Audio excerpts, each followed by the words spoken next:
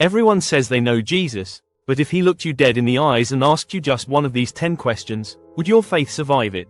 Welcome to the Word, where timeless Bible truth meets everyday life. If you haven't already, be sure to subscribe. Let's walk in truth together, starting today. In today's video, we're diving into 10 of the most powerful questions Jesus ever asked. These questions weren't meant to impress, they were designed to transform. They cut through surface religion and force us to face what's really in our hearts. And trust me, question number 8. That one might just shake everything you thought you knew about Jesus. Stick with me. Who do you say that I am? Matthew chapter 16 verse 15, this is where everything starts. The question of identity. Jesus had just asked the disciples who others thought he was. The answers came quickly: John the Baptist, Elijah, maybe a prophet. But then he looks at Peter and says, "But what about you? Who do you say I am?" It's the question that defines every Christian. Who is Jesus to you? Not to your church, not to your family, but to you. If you think he's just a wise teacher, you might listen but never surrender. If he's a distant deity, you might fear him but never trust him. But if he is the Christ, the Son of the living God, then he's worthy of your entire life. Peter nailed it. But he didn't figure it out on his own. Jesus said, "This was revealed to you by my Father in heaven." So, who do you say Jesus is, when you're alone, when life is crumbling, when the blessings feel far away? He's asking. And your answer will shape your eternity.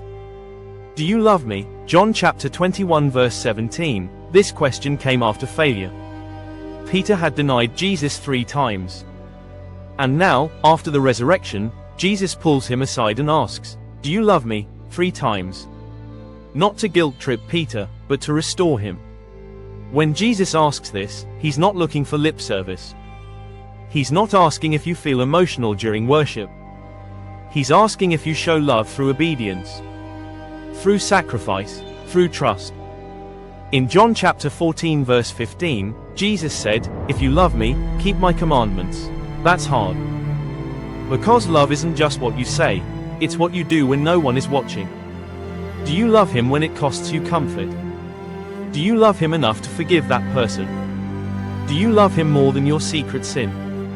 Jesus isn't after your performance. He wants your heart. Why do you call me, Lord, Lord, and do not do what I say? Luke chapter 6 verse 46, this question hits hard. Jesus is calling out fake faith. The kind that sings all the right songs and says all the right phrases, but doesn't live it. Lord means master, it means he has authority. So why do we call him that and then ignore him when he speaks? In this passage, Jesus compares those who obey his words to a wise man building on rock.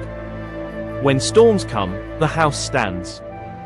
But those who only hear and don't do, that's building on sand. So here's the real question: is your faith built on obedience or just emotion? Let this challenge you, not to feel shame, but to realign your foundation. By the way, if this video is speaking to your heart, make sure to hit subscribe and turn on the notifications. You don't want to miss more powerful videos that help you unpack the gospel and grow deeper in your faith. Do you want to be healed? John chapter 5 verse 6, Jesus asks this to a man who had been an invalid for 38 years. 38 years, but the question isn't as strange as it seems.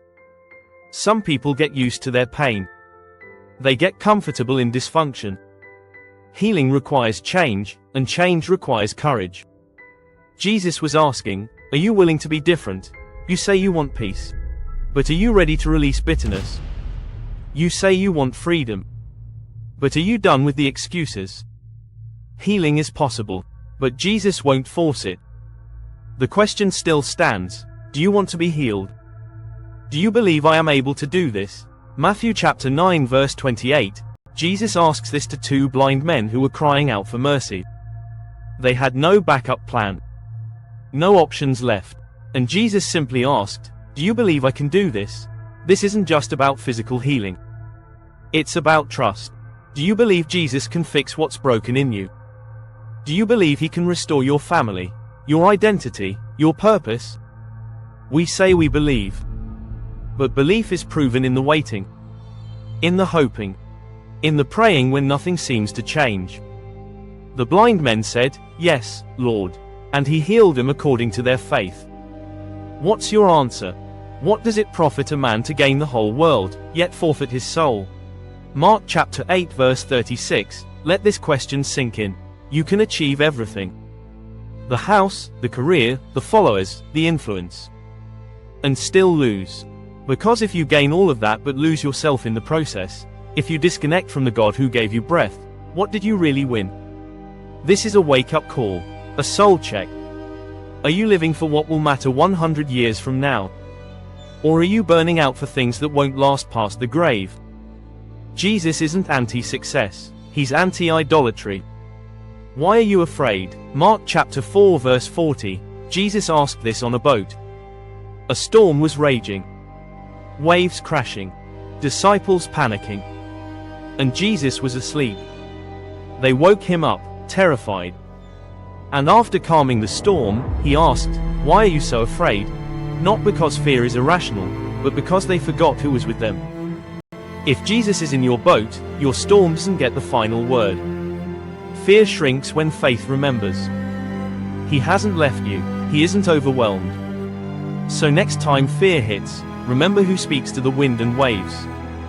Have I been with you so long, and you still don't know me? John chapter 14 verse 9, this one cuts deep. Jesus says this to Philip, one of his disciples, one of his closest friends. Philip wanted Jesus to show them the Father. And Jesus responds, "Have I been with you all this time, and you still don't know me?" How many of us have been around Jesus, but never truly seen him? We've been to church, sung the songs, read the scriptures, but we still treat him like a stranger. Knowing about Jesus isn't the same as knowing him. This question invites intimacy. It's not too late to know him. Really know him. Will you really lay down your life for me? John chapter 13 verse 38, Jesus asked this right after Peter promised bold loyalty. "I'll die for you," Peter said. But Jesus knew better. "Will you really lay down your life for me? Before the rooster crows, you'll deny me 3 times. Our good intentions don't impress Jesus. Our obedience does. Laying down your life doesn't just mean martyrdom. It means surrendering your will, your pride, your preferences, every single day. Will you lay it down? Not just once, but again and again. What do you want me to do for you? Mark chapter 10 verse 51, Jesus asked this to a blind beggar named Bartimaeus. The man had already been shouting for mercy, but Jesus still made him say it out loud. What do you want me to do for you? Not because he didn't know, but because Bartimaeus needed to own his request. Too many of us pray vague, passive prayers. Jesus wants you to be honest, specific, bold. What do you want him to do? And are you ready to receive it? These 10 questions are more than conversation starters. They're spiritual heart checks. Invitations to go deeper.